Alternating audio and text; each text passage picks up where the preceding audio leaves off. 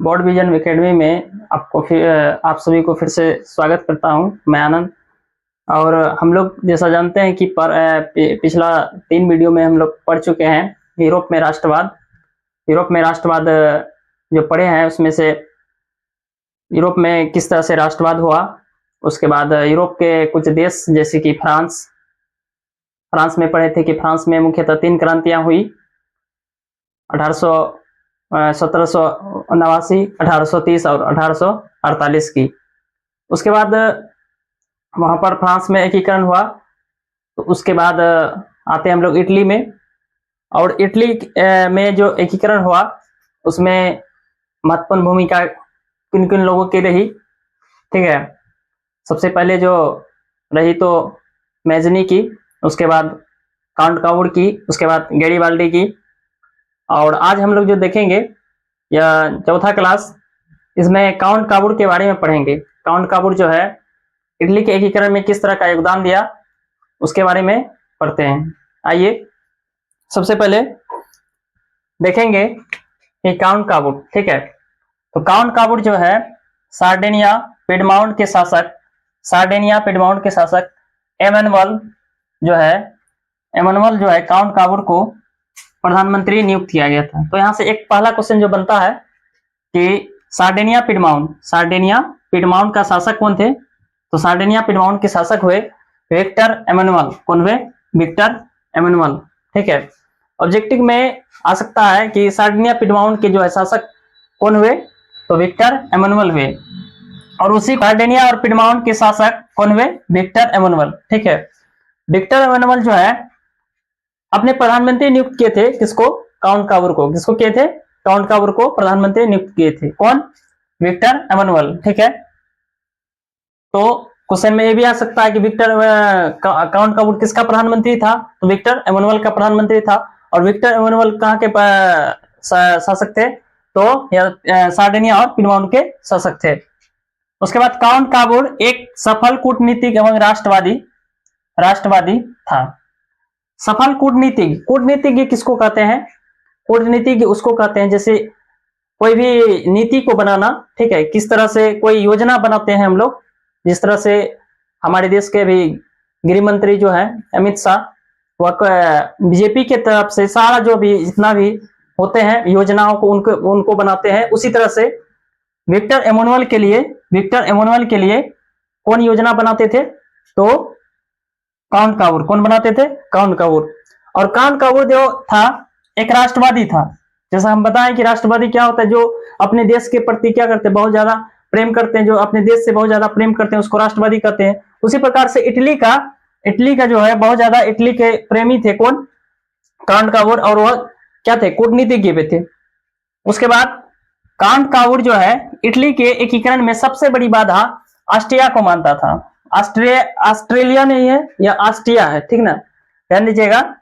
Count कावुर जो है Italy के एकीकरण में सबसे बड़ी बाधा मानते थे किसको? ऑस्ट्रिया को। क्योंकि ऑस्ट्रिया जो है नहीं चाहते थे क्या कि इटली का एकीकरण हो। इटली जो है 7 क्षेत्रों में बटा हुआ था।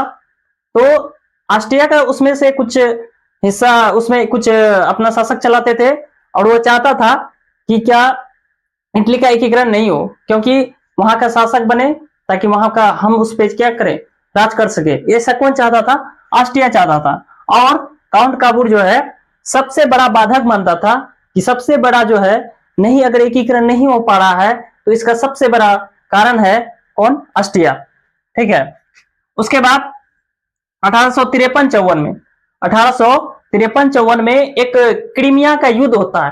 क्या होता है? 1853-54 में एक क्रीमिया का युद्ध होता है, ठीक है। जो ऑस्ट्रिया को हराने के लिए काउंट कावुर ने फ्रांस के तरफ से भाग लिया था। ऐसा कह सकते हैं हम कि क्रीमिया का युद्ध जो है किसके किसके बीच हुआ? तो ऑस्ट्रिया और फ्रांस के बीच हुआ। जैसा कि जानते हैं हम लोग, ऑस्ट्रिया क्या चाहते थे कि इटली का एकीकरण नहीं हो। तो उसके कारण से काउंट कावुर जो है एक दूसरा पक्षधर था, और वह जो है साथ दिया किसका? फ्रांस का, ठीक है। किसके युद्ध में? क्रीमिया के युद्ध में। और एग्जाम में आ सकता है कि क्रीमिया का युद्ध कब हुआ? तो 1853 से 1854 54 के बीच हुआ। और किसके किसके बीच हुआ, तो कह सकते हैं ऑस्ट्रिया और फ्रांस के बीच हुआ। तो काउंट का वोट किसका साथ दिए थे इसमें, तो काउंट का वोट जो है ऑस्ट्रिया का साथ दिए थे। ठीक है, अब काउंट का वोट फ्रांस के नेपोलियन तृतीय, काउंट का वोट जो है फ्रांस के जो है नेपोलियन तृतीय से एक कूटनीतिक संधि किया। ठीक है, काउंट का वोट जो है किससे, फ्रांस के नेपोलियन तृतीय से एक कूटनीतिक संधि किया। मतलब उसको क्या किया, एक सहायता के इस तरह से क्या करें, उसको ऑस्ट्रिया को हरा सकते हैं, इस तरह से वह एक योजना का बनाया और ऑस्ट्रिया को पराजित किया। जैसा कि बताएं क्या, इटली फ्रांस और ऑस्ट्रिया के बीच में क्या हुआ, युद्ध हुआ। कौन सा युद्ध हुआ, क्रीमिया के युद्ध हुए। और उसमें से फ्रांस की तरफ से जो है नेपोलियन तृतीय वहां के क्या थे, शासक थे। और नेपोलियन तृतीय जो है काउंट का वोट जो है क्या किया, उसको कूटनीतिक संधि किया। मतलब योजना के तहत के जो है उसको क्या क्या समझाने का प्रयास किया। और किसको, ऑस्ट्रिया को क्या किया, पराजित किया। ठीक ना, काउंट का वोट ऑस्ट्रिया को हराकर जो है लोम्बार्डी और पिडमाउंट पर कब्जा कर लिया। जैसा जानते हैं काउंट का वोट जो है ऑस्ट्रिया को हरा दिया। ठीक है, काउंट का वोट जो है किसको, कौन सा युद्ध में, क्रीमिया का युद्ध जब हुआ तो फ्रांस को, ऑस्ट्रिया को हराया। और लोम्बार्डी और पिडमाउंट जो है दो इटली के क्षेत्र थे, जो क्या किया, उस पर कब्जा कर लिया। ठीक है, उसके बाद 1860-61 तक जो है काउंट का वोट ने सिर्फ रोम को छोड़कर उत्तरी और मध्य इटली के सभी जो है रियासत को मिला दिया गया। रियासत उसको बोला जाता था जो ज्यादा जमीन जगह जो होता था, जो बड़ा बड़ा क्षेत्र में बटा होता था, उसको रियासत बोलते थे। और उसको क्या किया, अधिकतर जो है 1860-61 में क्या किया, रोम सिर्फ रह गया। ठीक है, रोम सिर्फ रह गया और बाकी सारा जो है क्षेत्र को लगभग क्या किया, मिला लिया गया। उसके बाद 1862 तक जो है, 1862 तक क्या हुआ कि इटली, दक्षिणी इटली, रोम तथा वेनेसिया को छोड़कर बाकी सब रियासत जो है को मिला दिया गया। 1862 तक क्या हुआ कि दक्षिणी इटली तथा रोम तथा वेनेसिया को छोड़कर बाकी सब सारी जो रियासत, जो छोटे छोटे क्षेत्र हुआ करते थे, उसको क्या कर लिया, मिला लिया गया। आइए पढ़ते हैं हम लोग गैरीबाल्डी के बारे में। किसके बारे में, गैरीबाल्डी के बारे में। देखिए जितना पढ़ते हैं आप लोग, ठीक है, थोड़ा सा नोट्स भी बनाने का प्रयास कीजिएगा, क्योंकि अगर नोट्स नहीं बनाइएगा, सिर्फ देखिएगा वीडियो, तो उससे काम नहीं चलेगा। क्योंकि नोट्स बनाइएगा तो आपको एग्जाम के समय में काम आएगा। ठीक है, तो आइए गैरीबाल्डी के बारे में पढ़ेंगे कि गैरीबाल्डी ने इटली के लिए क्या क्या किए, इटली के एकीकरण में क्या क्या योगदान रहा, उसके बारे में देखते हैं। कि गैरीबाल्डी जो था, सबसे पहला क्वेश्चन आ सकता है कि गैरीबाल्डी जो है क्या थे।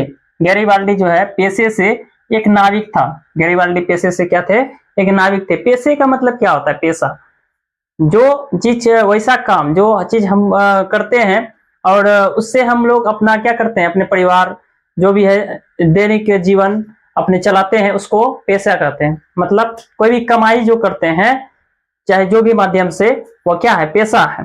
ठीक है, तो गैरीबाल्डी जो है पेशे से क्या थे, नाविक थे। मतलब गैरीबाल्डी जो काम करते थे, वो कौन सा काम करते थे, नाविक थे। क्या थे, नाविक थे। नाविक मतलब नाव जो चलाने वाला होता है, उसको नाविक कहते हैं। ठीक है, और मैजनी के विचारों का समर्थक था। मैजनी के विचारों का क्या था, समर्थक था। समर्थक मतलब क्या होता है, किसी व्यक्ति के अगर हम उसके विचार और हमारे विचार अगर मिल रहा है, तो उसके विचार अगर हमको अच्छा लगा, तो क्या हुआ, हम उसके विचार के समर्थक बन गए। ठीक है, अगर हमने कुछ बात कही आपको और उस बात पर आपने क्या किया, गौर किया, तो हमारे विचार का आप क्या होंगे, समर्थक होंगे। प्रकार से क्या होंगे, समर्थक होंगे। तो वही जो है गैरीबाल्डी जो था, मैजनी के विचारों का क्या था, समर्थक था। मैजनी के विचारों का समर्थक था। परंतु बाद में जो है कावूर ने संवैधानिक राजतंत्र का पक्षकार बन गया। बाद में क्या हुआ कि काउंट कावूर जो है क्या बन गए, संवैधानिक राजतंत्र का। ठीक है, संवैधानिक मतलब संविधान से जो चलता है राजतंत्र, उसका वो क्या हो गए, पक्षधार हो गए। क्या हो गए, पक्षधार हो गए। पक्षकार मतलब क्या होता है, पक्षकार का मतलब किसी का साथ देना। मतलब हम अगर आपके कहने पर कोई काम कर रहे हैं, तो वो क्या हो, आपके पक्षधार हो गए। ठीक ना, आपके पक्षकार हो गए। ठीक है। गैरिबाल्डी जो है आगे वाला पॉइंट है, गैरिबाल्डी जो है सिसिली एवं नेपल्स पर आक्रमण कर वहां गणतंत्र का स्थापना किया। ठीक है, एग्जाम में आ सकता है कि सिसिली और नेपल्स पर जो है क्या किए, कौन गणतंत्र किए थे, तो सिसिली और गैरिबाल्डी जो है सिसिली और नेपल्स पर आक्रमण किया था। क्या किया था? आक्रमण किया था, और आक्रमण कर जो है वहां पर क्या किया, गणतंत्र का स्थापना किया था। गणतंत्र का मतलब हम बताए हैं कि गणतंत्र का मतलब वो होता है जहां क्या हो, एक शासन जो चले, एक संविधान के तहत चले। मतलब क्या हुआ, जैसे वोट देने का अधिकार हो, उसमें सभी के जीने का अधिकार हो, वह क्या होता है, गणतंत्र देश कहलाता है। उसी प्रकार से क्या हुआ, सिसिली और नेपल्स पर जो है कोई शासक था, कोई राजतंत्र का स्थापना था, उस पर जो है क्या किया, आक्रमण किया, मतलब का उसको जीतने का प्रयास किया, उसमें आक्रमण किया, वहां लड़ा, और उसके बाद वहां पर क्या किया, गणतंत्र, उसको जीत कर वहां पर क्या किया, गणतंत्र का स्थापना किया। कौन किया? गैरिबाल्डी ने किया। सिसिली और नेपल्स पर जो है गणतंत्र स्थापित किसने किया? तो गैरिबाल्डी ने की। उसके बाद गैरिबाल्डी ने जब रोम पर आक्रमण किया, ठीक है, गैरिबाल्डी ने जब किस पर, रोम पर आक्रमण किया का योजना बनाया, रोम पर आक्रमण करने का क्या बनाया, योजना बनाया। योजना बनाया मतलब समझते हैं, जैसे कोई काम करते हैं हम लोग तो उसको योजना एक बना देते हैं, नहीं आज जो है यहाँ जाना है, वहां करना है, ये करना है, तो एक योजना बन गया। ठीक है, जैसे आज अगर हम लोग को स्कूल जाने है, ठीक है, एग्जाम है, पहले एग्जाम है, तो एग्जाम से पहले हम लोग क्या करते हैं, थोड़ा सा योजना बना लेते हैं कि हाँ ऐसा पढ़ना है, ऐसे करना है। उसके बाद हो सकता है ये एग्जाम में आ सकता है, एक क्वेश्चन पढ़ लेते हैं, एक क्वेश्चन ये कर लेते हैं, तो एक योजना बनाना हो गया। क्या हो गया? योजना बनाना हो गया।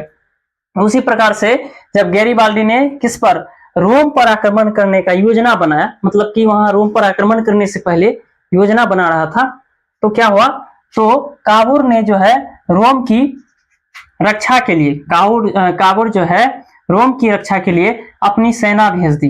देखिए क्या हुआ कि एक तरफ से गैरिबाल्डी जो है इटली का एकीकरण चाहता था, और दूसरी तरफ से जो है क्या हुआ कि काउंट काबूर इटली का एकीकरण कर रहे थे।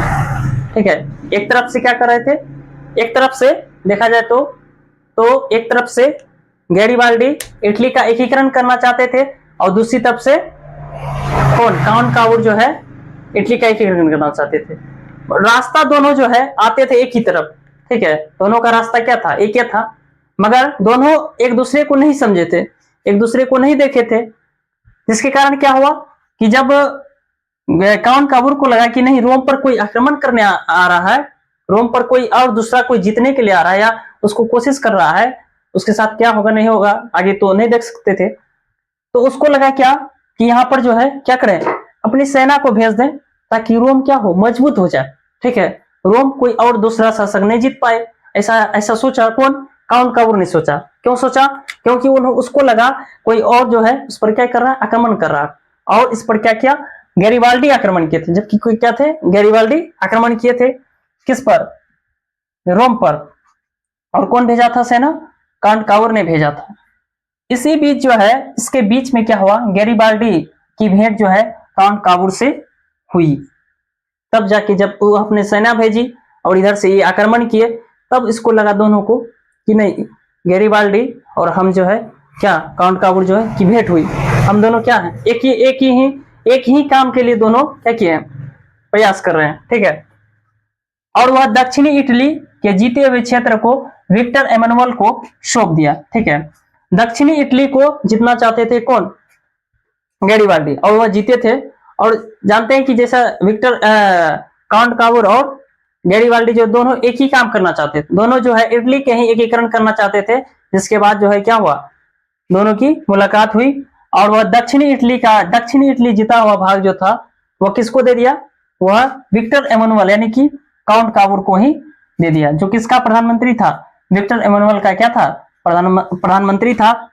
और उसके बाद 1862 में, अगला पॉइंट है, 1862 में काउंट काबूर की क्या होगी, मृत्यु होगी। ठीक है, 1862 में क्या हुआ, काउंट काबूर की मृत्यु हुई, जो क्या थे, विक्टर एमैनुअल के क्या थे, प्रधानमंत्री थे। उसके बाद अगला पॉइंट है 1871 में क्या हुआ, फ्रांस और पर्सा के युद्ध के दौरान विक्टर एमानुएल ने रोम को इटली में मिला दिया। ठीक है, 1871 में फ्रांस और पर्सा का युद्ध हुआ। फ्रांस और पर्सा का युद्ध कब हुआ? 1871 में, जिसके कारण जो है क्या हुआ, विक्टर एमानुएल जो थे वह रोम को किसमें मिला लिया? इटली में मिला लिया गया और रोम को अपना राजधानी घोषित कर दिया। तो रोम को इटली का राजधानी कब घोषित किया? 1871 में। कौन सा युद्ध में? फ्रांस और पर्सा के युद्ध में। और लास्ट और अंतिम पॉइंट है कि इटली का एकीकरण जो है 1871 इस तरह से क्या हुआ? पूर्ण हो गया। तो यहाँ तक क्या था? इटली का एकीकरण हम लोग का अध्याय पूरा हुआ। इसको थोड़ा सा जो भी जितना भी हमने पढ़ाया उसको थोड़ा सा नोट्स बनाइएगा, उसको लिखिएगा, क्योंकि आगे एग्जाम में काम आएगा। वीडियो देखने के लिए बहुत बहुत धन्यवाद। नमस्कार।